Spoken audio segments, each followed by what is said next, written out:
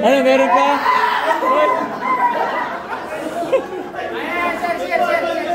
Wait. So, sabi mo merong commercial. Di ba yung commercial nagkakaroon tayo dun ng yaman kasi nagbabayad din yun ng tax natin ng mga Pilipino?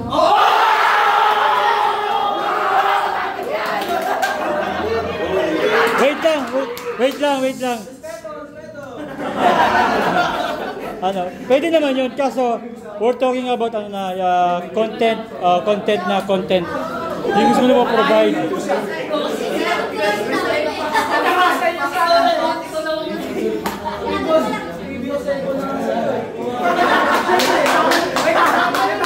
Hey! Saan ka manonood? Hindi ka nagamit ng TV at cellphone. Saan ka manonood? Sa radyo. Charot. Sabay namin lang. Saan sasaksak? Dito?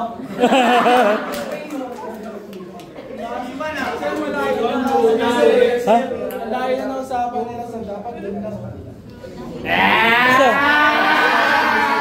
Malawak kasi natin. Hindi. Actually, pwede mo pa napalawakin talaga. Under ng cable, under ng streaming services. Wait lang. Sinusubukan nila kami technically kasi sila sir nakapaloob lang sila sa TV.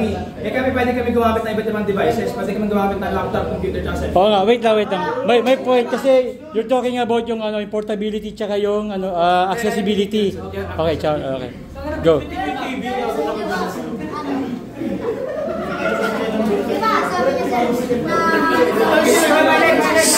Quiet. So, di ba sabi niya sir na papanood daw yun sa cellphone TV? Di ba meron sir binibenta yung TV Plus na pati GMA na USB na sinasaksak sa cellphone tapos pwede mo mapanood yung cable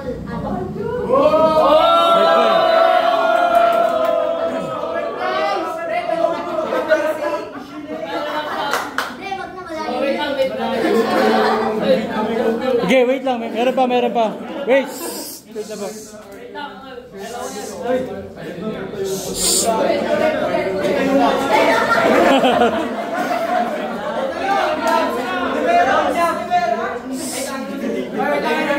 Boys, go.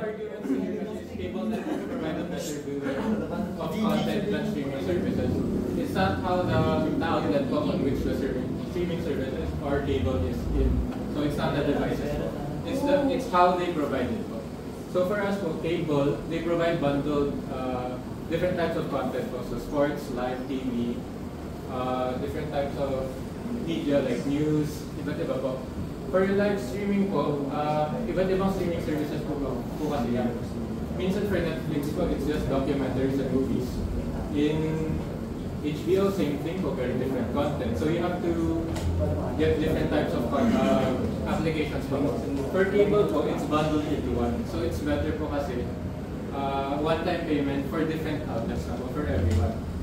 So wait lang. So you're trying to say wala silang parang one-time payment na ang streaming services? Streaming services, they're very specific po. Unlike cable, which provides for everyone. So even if bata ka, pwede ka manood ng cartoons. If matanda ka, pwede ka manood ng news. If, let's say you're very old na, pwede ka manood ng golfing or whatever. For live streaming po kasi, you have to avail those services po separately. So it's much more cost pa po siya, unlike cable. Oh, naiintindihan! Yeah. Wait lang. Makes sense. Since sabi niya rin nakabundle yun, ibig sabihin yung schedule nun is pahalo-halo. Ibig sabihin, paano mo papanoorin? Halimbawa, gusto mo manood ng anime tapos nakapalabas din is news. Alam ko naman, merong each separate channel sila, pero what if hindi yun yung gusto mong panoorin ng anime? Halimbawa, gusto mo manood ng Goku, pero naka-play dun is One Piece. And gusto mo manood sa iba't ibang movies, gusto mo manood ng, for example, gusto mo manood ng action, pero ang nag-play is drama. Whereas sa streaming services, mas mahahanap mo yun, mas madali mo siyang i-access through different in-market. And pwede mo siyang panoorin sa specific namin sa TV Play pa. Kung anong gusto mo, Anything you want to add? Wait lang. May mag-add pa. Go.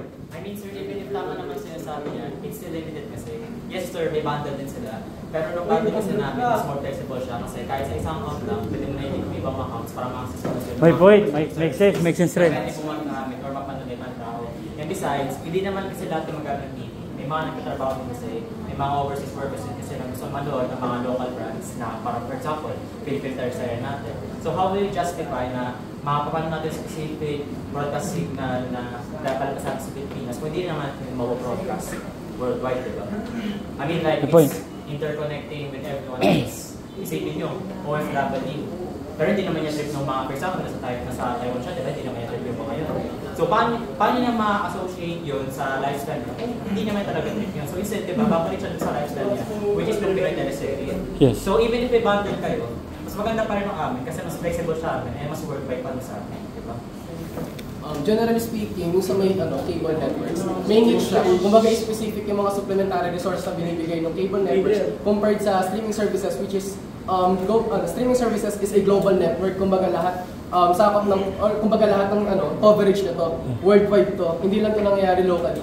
And dun sa sinabi niyo kanina, gusto ko lang i-mention na sinabi niyo yung mga information namin is nanggagaling sa streaming services. Kung baga, paki-justify yung media convergence. Kasi ang media convergence, which is yung mga televisions or mga channels na pinapanood natin, ABS-CBN, mga 24 oras, is nagpo-post na rin sila ng mga balita nila, mga information nila, or mga videos through online platforms, which is Facebook, mga YouTube. So, anong masasabi niyo doon?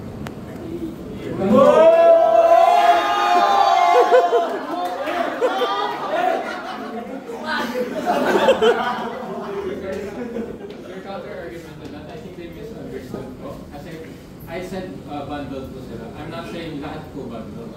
It's just an option too for us. So let's say one channel offers this type of stuff. This channel offers sports, lifestyle videos, other things. But another channel also offers different stuff. But it can also offer sports. So yung example ko ni Ivan na he wants to watch a different show, they could be on different channels and he could just swap between the two.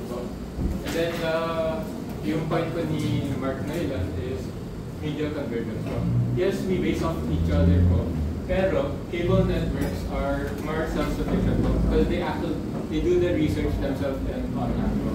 And argument ko ni Kian Rivera, they're more global po. Yun yung argument niya. And for us, I think cable is also global na din po because it caters to everyone.